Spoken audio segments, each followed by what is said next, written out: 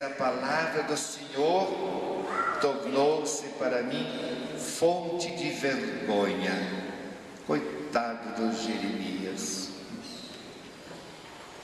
Não é fácil levantar a bandeira da justiça, do perdão, da misericórdia, numa sociedade marcada pela corrupção,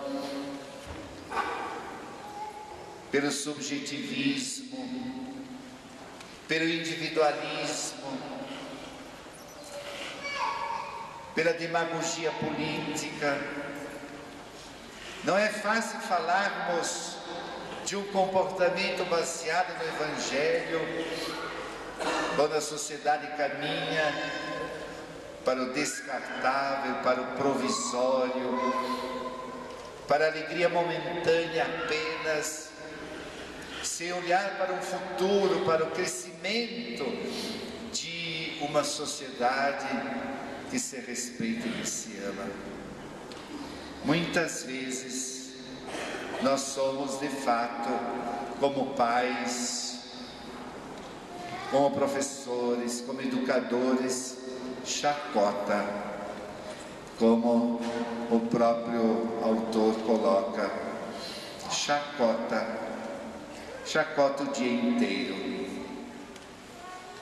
Nem sempre é fácil dizer aos nossos jovens de deixarem de lado os vícios para assumir uma postura de crescimento humano, crescimento de vida, de valores. Muitas vezes a gente é objeto de chacota, de zombaria. Levantar a bandeira do bem, do respeito, nem sempre é fácil.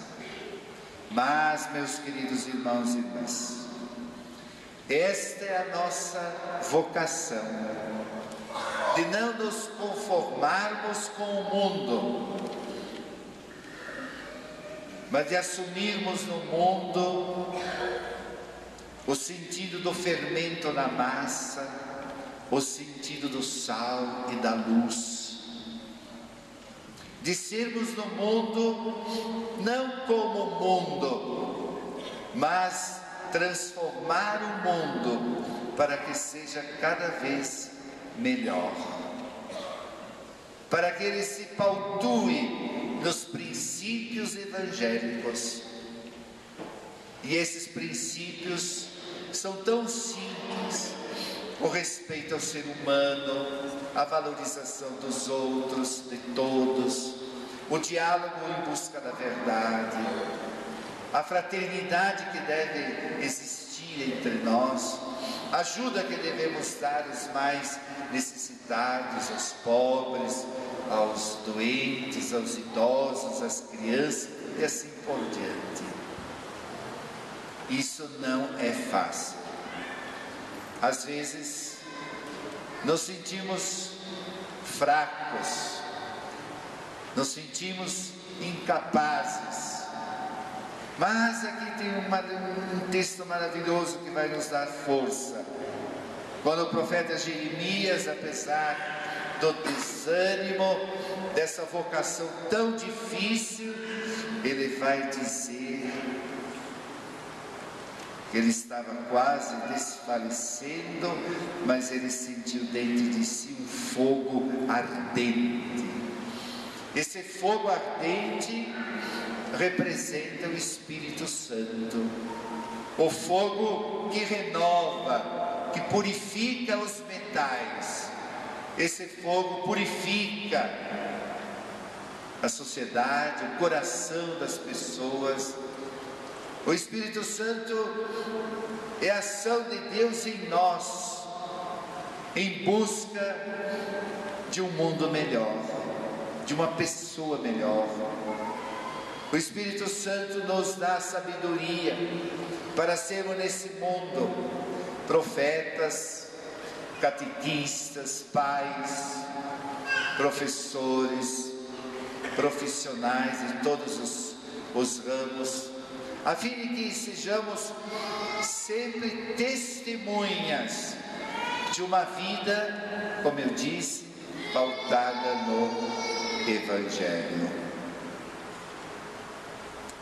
Interessante que o Evangelho nos mostra Jesus caminhando com os discípulos.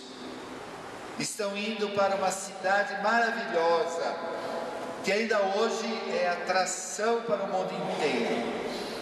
Essa cidade se chama Jerusalém. Jerusalém é o lugar onde Jesus foi condenado à morte, morreu crucificado, mas é a cidade da ressurreição, da vida nova. Foi lá que ele ressuscitou, foi lá que ele pregou, foi lá que as pessoas entenderam que a missão de Jesus não era política, mas era a missão de construir um reino marcado pelo amor, pela justiça, pela verdade. E ele diz aos discípulos: vamos para Jerusalém. E lá em Jerusalém, o Filho do Homem vai ser condenado, vai morrer, mas vai ressuscitar. Ele está antecipando o que vai acontecer em Jerusalém. Os discípulos, no entanto, através de Pedro, não aceitam.